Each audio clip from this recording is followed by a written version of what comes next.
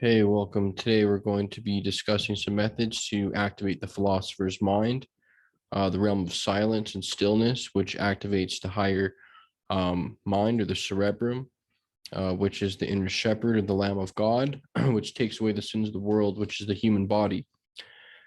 So between the eyebrows, slightly glance here at the point. Manly P. Hall discusses this in Secret Teachings of All Ages, as well as Occult Anatomy. It's called Brahman's Cave. When you place your eyes here, or your eye be single here, right here slightly between your eyebrows or to the horizon, it activates the alpha state of consciousness, which is an attentive, higher superconscious state. So when the latter is combined with the tongue being held at the roof of the mouth behind the teeth, the body's electrical circuit is completed and allows the flow to normally take place. This is why babies always have their tongues resting at the palates behind the two front teeth. This automatically puts your chattering mind to silence. For in the Bible it says, "For they had their tongues sealed to the roof of their mouth and did not speak." So when you combine this with focusing on the horizon as you gaze to that point with the tongue there, it'll instantly put you into a state of self-knowledge or gnosis. Combining these two methods, one turns the body into an alchemical laboratory for transformation. Meditation should be done with the eyes slightly inwards between the brow, without causing any tension with the eyes. The tongue should be behind the front teeth, and breath should be calm and rhythmic, breathing from the belly. So in and out, pot belly. When you breathe in, the belly comes out. When you breathe out, the belly comes in, eyes at the horizon, tongue behind the two front teeth. At the bottom of the spine is the sacrum, which is 5 fused bones that work like a pump.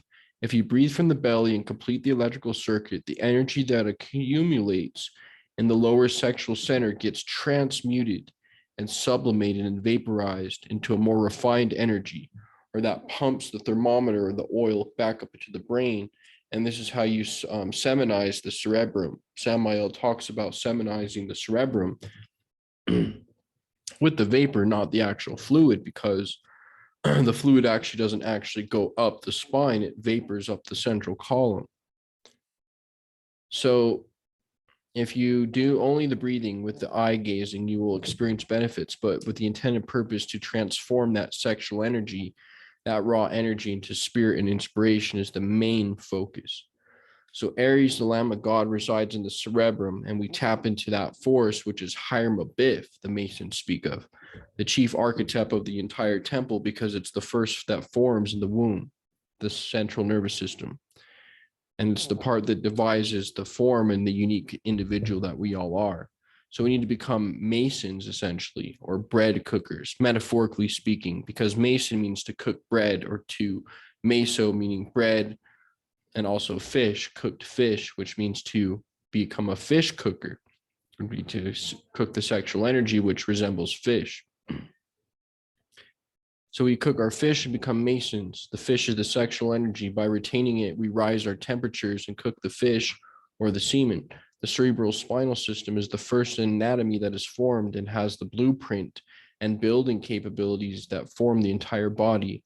So in the same way, this force is the conductor, the master of the inner faculties. The mysteries of nature are found in the spinal column and central nervous system. We can control the animal nature by exercising this part of our brain. By looking to this point and putting our focus here at the presence of our being, we begin to grow in light and comprehension.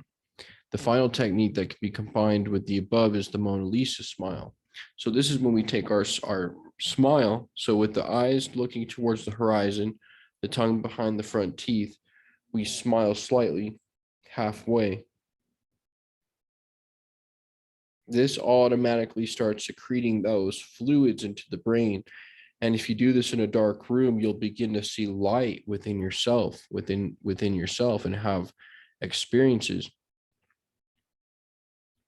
So that slight smile pulls these muscles of the ear. You're not smiling with super, you smile a little bit. And that muscle will release those fluids and that open up that gate and let the energy rise up into the brain. So that's the mystery of the Mona Lisa smile. So ever so slightly you smile, someone would hardly notice. Feel that by doing this, you are opening up and loosening the muscles in the middle of the head. You can feel this in the same way that you feel it as if you're trying to move your ears. This smile opens up the energy center and allows it to travel into the body. And, if you want to, need help with this, hit me up for consultation in the description. You could book a consultation, get some cell salts down at the link, the Best Made Natural Products shop. Check out the Academy, or perhaps buy the book where I kind of go into detail more. So that Mona Lisa smile opens up the energy centers and allows it to travel into the body. The power of smiling, or the inner smile, like the Taoists speak of, that inner smile rejuvenates the body and recuperates the chi, increases the electrical force.